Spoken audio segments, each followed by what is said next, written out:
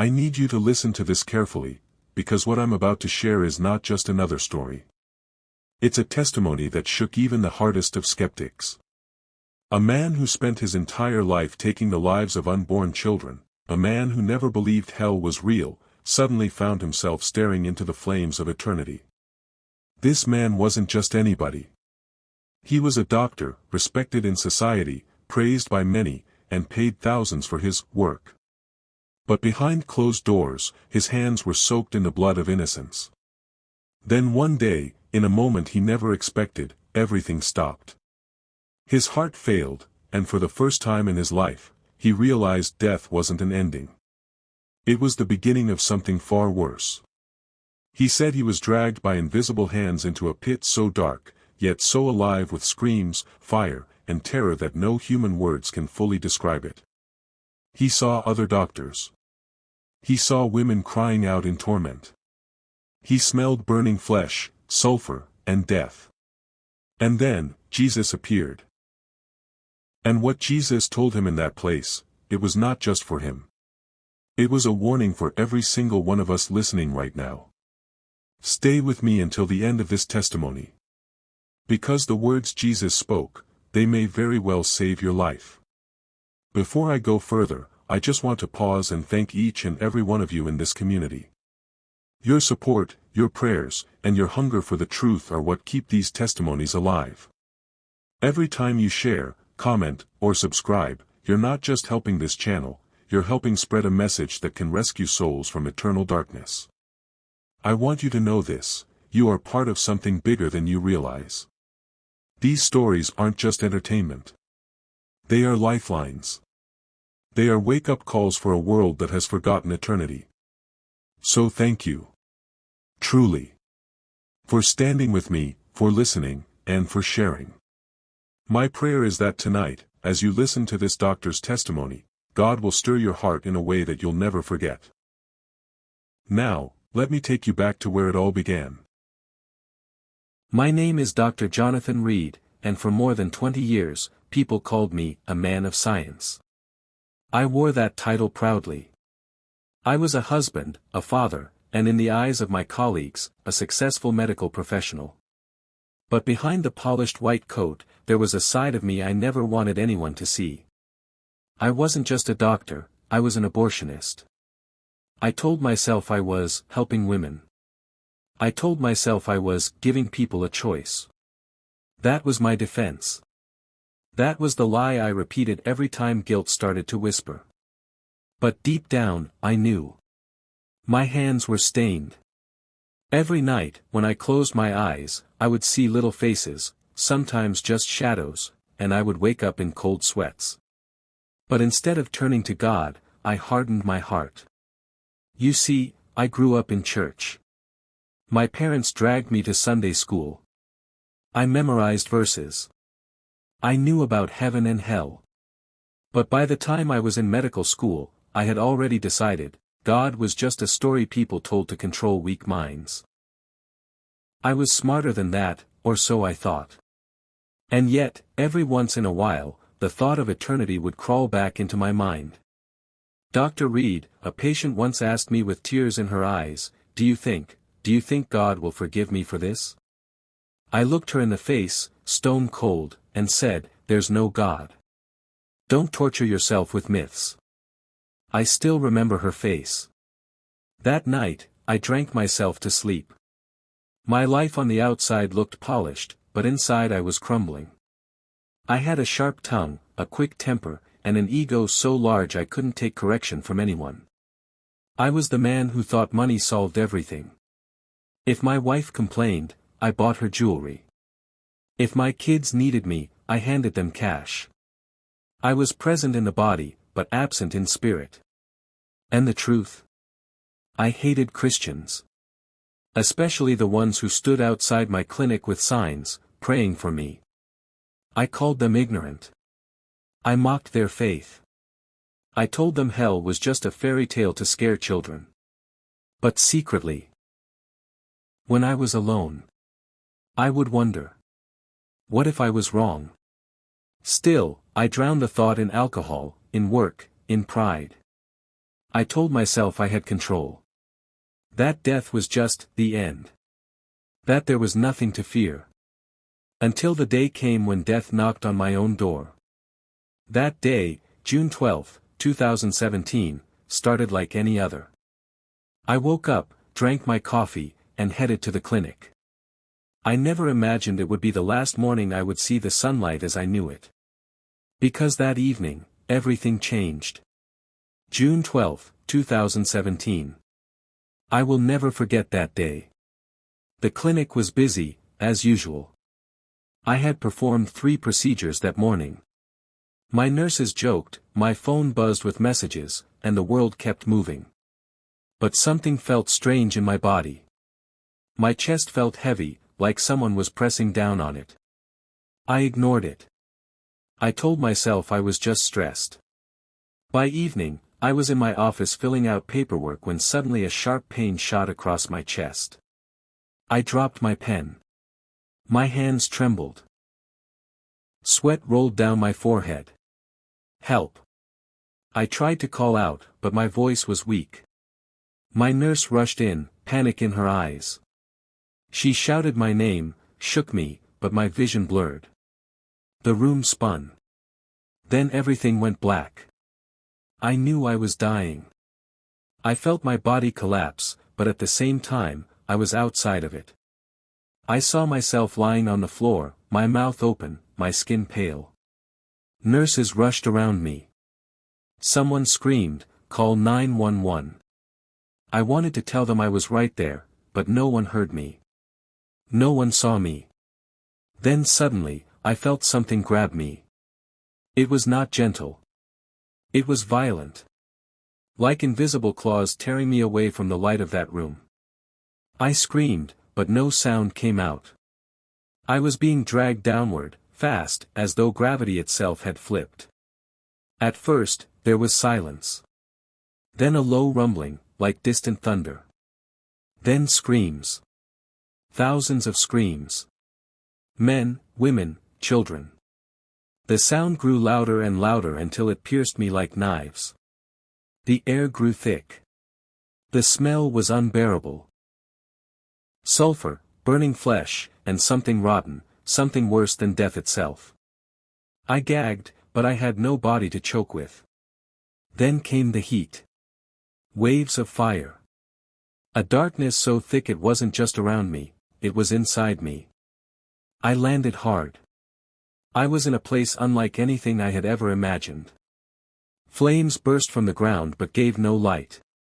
Shadows moved in the distance, twisted figures that groaned and wailed. The ground was alive, trembling, cracking, opening up with rivers of molten fire. I turned, and I saw faces. Faces of people I once knew. Some were my patients. Women who had come to me. Their eyes locked on mine, filled with rage and agony. "You told me there was no God," one of them screamed.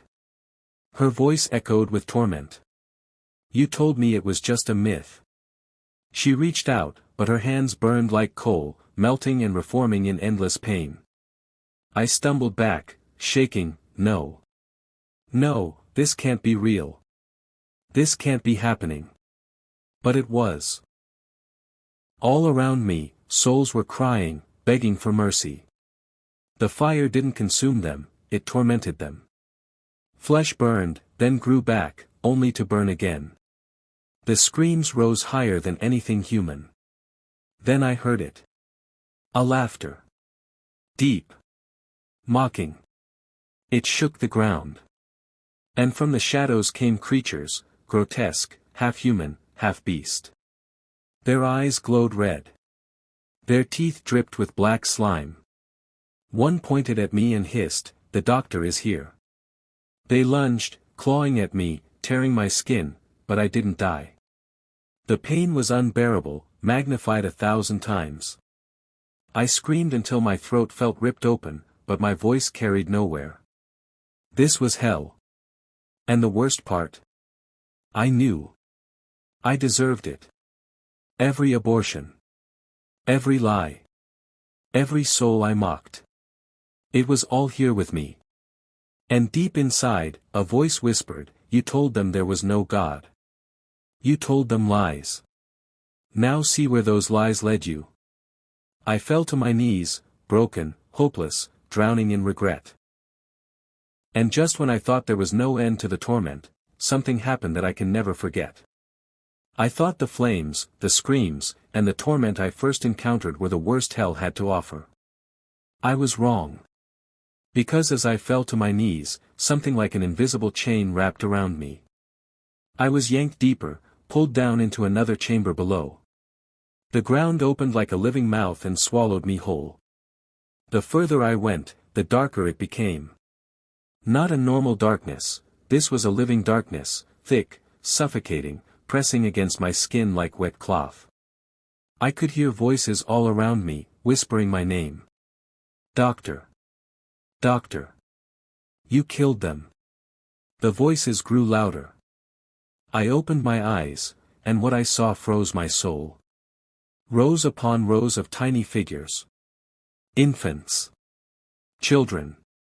Their faces twisted in agony, their cries filling the pit.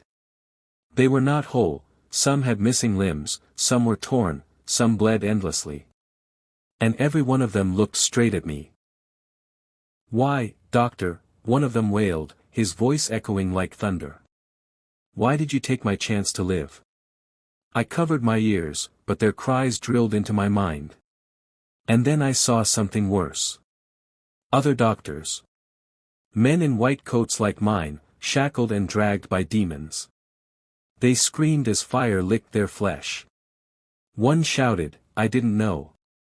I didn't believe." But the demons only laughed. One of those doctors turned his head, and I recognized him. He had been a colleague, a man I once admired. His face twisted in despair, and he cried out, "Jonathan. It's real. We were wrong." I stumbled backward, trembling. No, this can't be happening. But the torment wasn't over. The demons dragged me toward a massive pit, flames shooting so high they seemed to pierce the sky. I saw souls inside that pit, millions of them, writhing, clawing at one another, their skin burning off and growing back again in endless cycles. A demon shoved me to the edge. The heat seared my flesh, though I had no body as we know it. My very soul burned. I screamed, clutching myself, "God, please. Please, no." But there was no answer. Then the demon spoke in a voice that rattled my bones, "You told them there was no hell. Now live in the one you denied." They laughed, a sound so cold it made my spirit collapse in despair. I tried to run, but every direction led to more torment. Rivers of fire. Lakes of boiling sulfur. Screams that pierced the air like blades. Souls gnashing their teeth, cursing God, cursing themselves, cursing me. The ground itself seemed alive. Every step I took, hands reached up from the soil, grabbing my ankles, pulling me down, screaming for me to stay. I kicked and pulled, but their grip only tightened. I fell face down in the dirt, and when I lifted my head, I saw something so horrifying I can never forget it.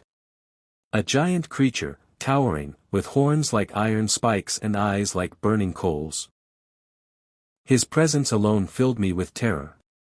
He opened his mouth, and the sound that came out was like 10,000 lions roaring at once. "Your soul belongs here," he thundered. I collapsed, sobbing. My pride was gone. My arrogance vanished. All I had left was despair. And then, in the middle of that endless torment, a flicker of light appeared. So small, so faint, I thought my mind was playing tricks on me. But it grew brighter, piercing the darkness, cutting through the flames, silencing the demons. Every creature froze. The screams faded. The fire seemed to retreat. The light moved closer, closer, until I realized who it was. It was him. It was Jesus. The moment his light appeared, everything in hell shifted. The flames that once roared with fury shrank back like frightened dogs. The demons that mocked and tore at me screeched and scattered into the shadows. The ground that groaned with torment fell silent. And there he was. Jesus. I can't describe him fully, no words can. His presence was light itself, yet it didn't burn me. His face was both terrifying and tender. His eyes pierced me deeper than the fire ever could. In them I saw every sin I had ever committed, every abortion, every lie, every time I denied him. And yet, in those same eyes, I also saw mercy. I fell on my face. My voice cracked as I sobbed, Lord. Please. Please don't leave me here. He didn't answer immediately. For what felt like eternity, he just looked at me. My whole life replayed in his gaze, every patient I mocked, every woman I told, there is no God, every unborn child I had destroyed. I saw the blood on my hands, dripping, staining my soul. Then he spoke. His voice was unlike any I had ever heard. It was like rushing waters and rolling thunder, yet gentle as a whisper that could calm a storm. Jonathan, you silenced their cries on earth. But their voices reached heaven. Every life you ended was known to me. I wept louder, clutching my chest. I didn't know. I didn't believe. Jesus shook his head. His eyes burned with truth. You knew. My spirit whispered to you many times, but you hardened your heart. You called my truth a lie, and you mocked those who carried my word.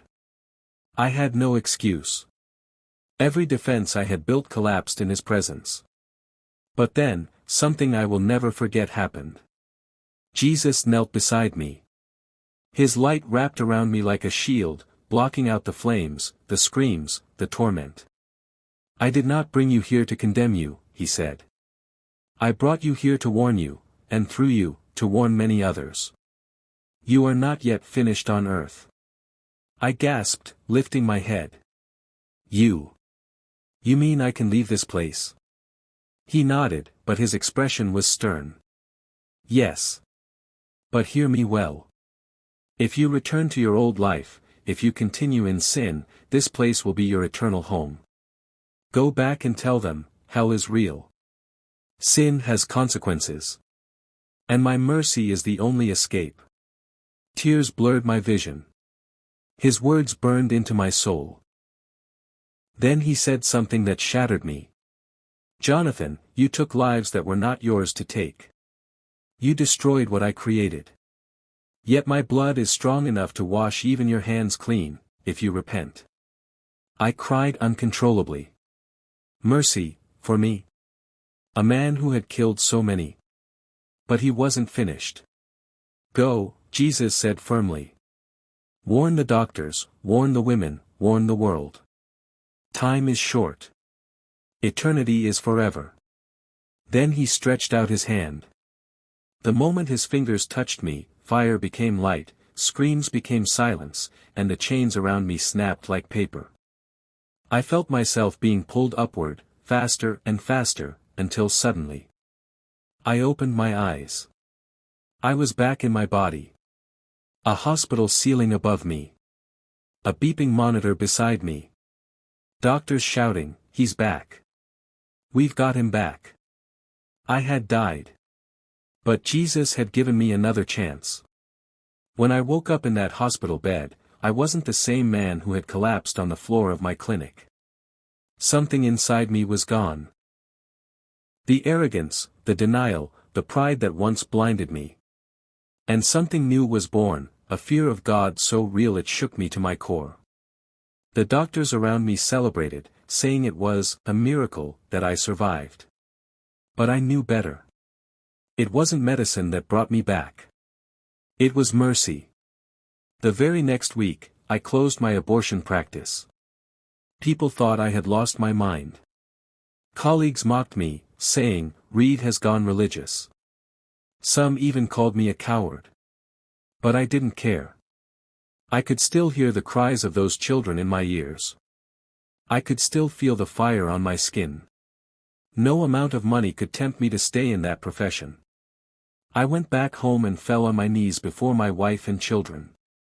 For the first time, I told them the truth, about my sins, about hell, about Jesus. I begged their forgiveness. My wife wept, holding me like a broken man. That night, for the first time in decades, we prayed together as a family. From that day forward, everything changed. My tongue that once mocked Christians now spoke only of Christ. My hands that once took innocent lives now held a Bible. The same passion I used to defend sin, I now use to warn people about eternity. I see people differently now. I no longer see patients, clients, or problems. I see souls. Souls either walking toward heaven or toward hell. And I will not stay silent anymore. Friend, listen to me. I am living proof that hell is not a story. It is not a myth. It is not a preacher's scare tactic. It is real. I touched it. I felt it. I heard its screams. And if Jesus had not pulled me out, I would be there right now, forever. I want you to understand something: sin will always lead to death, and death without Christ leads to hell. No excuses. No second chances. But I also want you to know this: the blood of Jesus is greater than every sin. Even mine. If he could forgive a man with hands as stained as mine, he can forgive you too. Don't wait. Don't gamble with your eternity. Hell is real, but so is mercy. Choose mercy while you still have breath. Now I leave this question with you: do you believe hell is real? I stood in its flames. I heard its screams. And I am telling you, eternity is closer than you think. What about you? Have you had an encounter that shook you, a moment where you knew God was speaking to you? I would love to hear your story. Please share it in the comments below. If this testimony touched you, don't keep it to yourself. Share it with someone who needs to hear the truth. Thank you for listening. May God keep you safe. Until next time, stay ready.